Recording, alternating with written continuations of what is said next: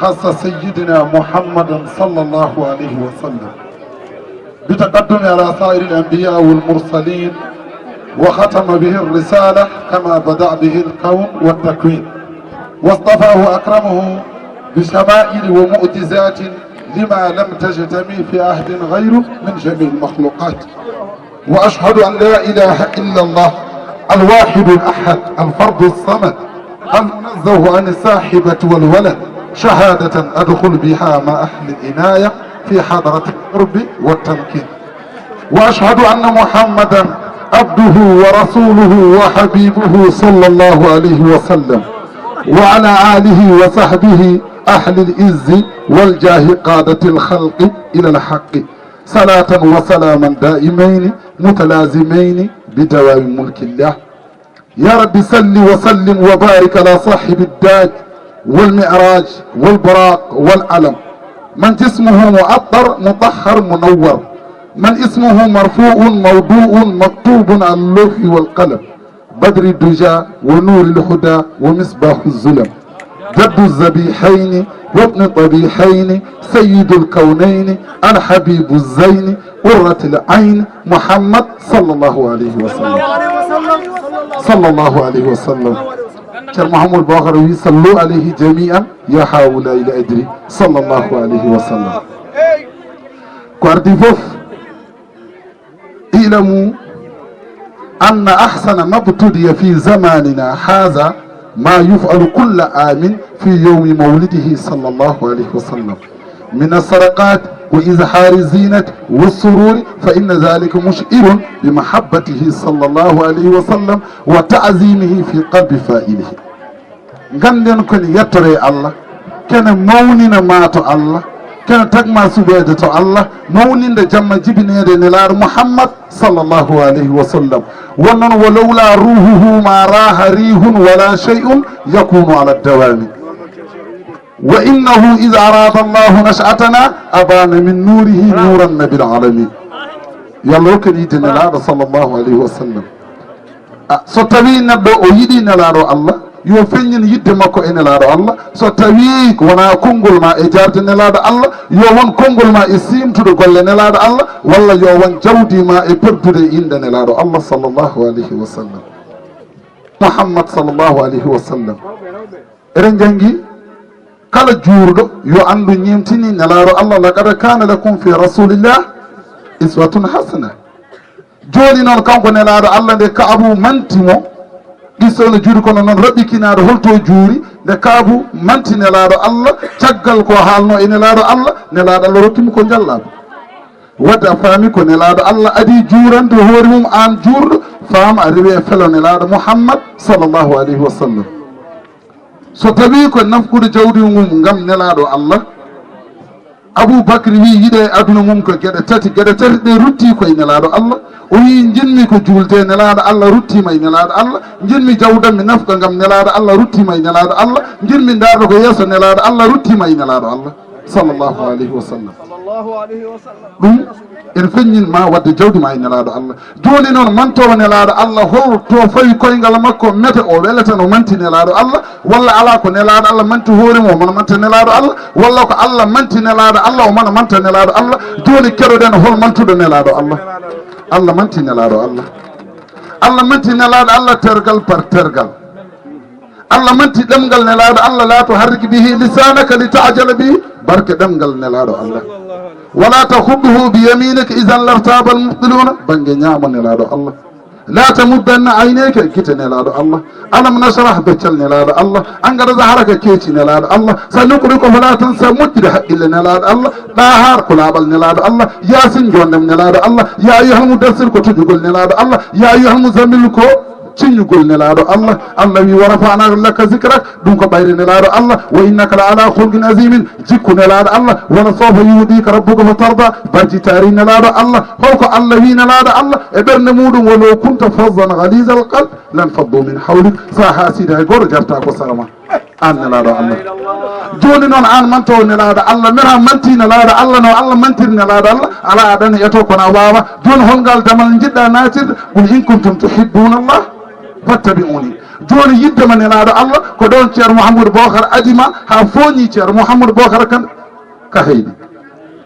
ceerno Mouhamadou Bocar o fooƴi ceerno Mouhamadou Bocar o ɗasɗi imi wi ceerno ko gonduɗa o wi haydara o wi ceerno gonduɗa o wi haydara o wi hubbu nabiyyi barani fal hubbu lil hibbi yabri fa laysa indi dawahu siwahu mimma sayabri hadha la shay'un ujabu da'un dawa'un li amri kono la ta'jabanna li amri yadnina yashfi li imri o wi mahlan azuli fa hadha aya aqulu la sihri fal hubbu yu'mi wa yusmi hurimtu nawmi li sahri lizakum qad tarawni fal yawmu minni ka shahri hadha الذي قد ذكرت فليس مني بفخري فالله يعلم ربي مما ألاقي في صدري كن فشاركوني فيه فزتم فقد إلى صبري شر محمد فخفف الحمل أني ستم تنالوا بالزخر كن صلوا عليه جميعا يا هؤلاء لأجري يا سادة النجباء كونوا وعاة لذكري كن خلوا التكاسل من الدواء بفقري شر محمد بوخري نغبن غامل جولن نلاد الله نغبن غامل مونن نلاد الله نغبن غامل مونن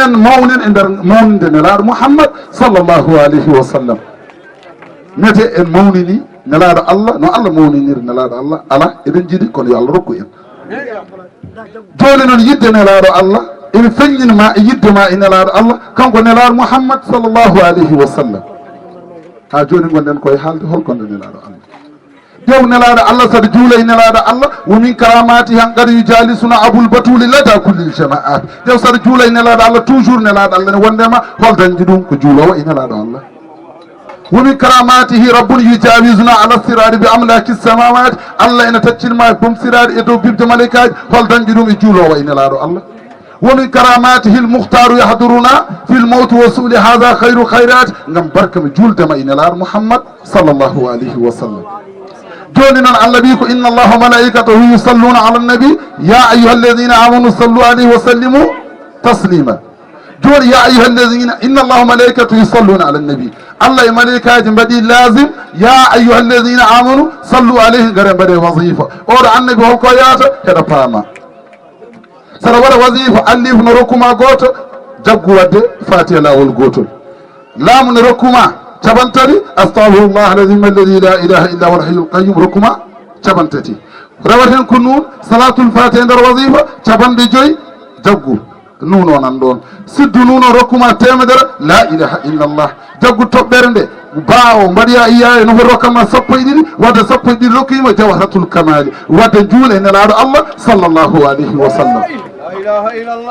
jaw jikkuji nelaɗo Allah ومن أخلاقه قبل النبوة مجانبة الكراهة والحرام فيامرهم بأفعال حسان وينهاهم بأقوال اللئام شيخ أولين لا الله يحب الحق حيث يكون جدا وبه يدل الأمين من الأوامر وكان الناس إن جاءهم خلاف فيختاره من فصل الختام كم كان محمد صلى الله عليه وسلم nelaɗo Allah wa min akhlaqihi qabla an-nubuwah ko adi nelal nelaɗo Allah mana ko adi nelaɗo Allah en dañi duuɓi capannayyi Allah ne wiyamo ɗum ɗo ne dagui ɗum ɗo ne harmi taw Allah andinimo e nder makko ɗum ɗo ne dagui ɗum ɗo ne harmi ɗum ko min akhlaqi qabla an-nubuwah mujanabatul karahati wal harami omo renti dañde jaune saka hebde rouge jaune woni ko aña ko rouge woni ko harmi ko mujanabatul karahati wal harami ko aña ko e ko harmi ko ومن أخلاقه قبل النبوة مجانبة الكراهة والحرام يو نلاد الله كأدين نلاد الله فيامرهم بأفعال حسان وينهاهم بأقوال اللئام نلاد الله ويما وتحلم يوداني وتبورنم يوداني ورجوكو أو كومبورتمان يوداني دم نونكو كأدي نلاد صلى الله عليه وسلم nelaɗo Allah yuhibbul haqqa hayso yakunu jiddan nelaɗo Allah ne yiiɗi gonga kalto gonga wawi wonde mo woni hoore mum foof kalto gonga wawi wonde so citoyen so étranger kalto ari so yi gonga yowtat kanko nelaɗo Muhammad sallallahu alaihi wasallam yuhibbul haqqa hayso yakunu jiddan bihi yuda al aminu min al awami sababu yidde gonga o noddira Muhammadul amin kanko nelaɗo Muhammad sallallahu alaihi wasallam joni noon e raɓɓikinade temps o ko dendaɗo janggoɓe qur'ana ene goodi yimoɓe ene goodi missoɓe ene goodi rokkoɓe duwaw ne goodi kono noon daɓɓikino ɗen e wasde raɓɓidde nelaɗo Allah kono daɓɓikinde ɗen e haalde nelaɗo Allah won noon fa mablagul ilmi fihi annahu basharu kaadi gandalam e nelaɗo kaadi gandal ma e nelaɗo kaadi gandal makko e nelaɗo Allah ko neɗɗo comme no ma kono wonko mofti e nelaɗo Allah kono wona ɗum ala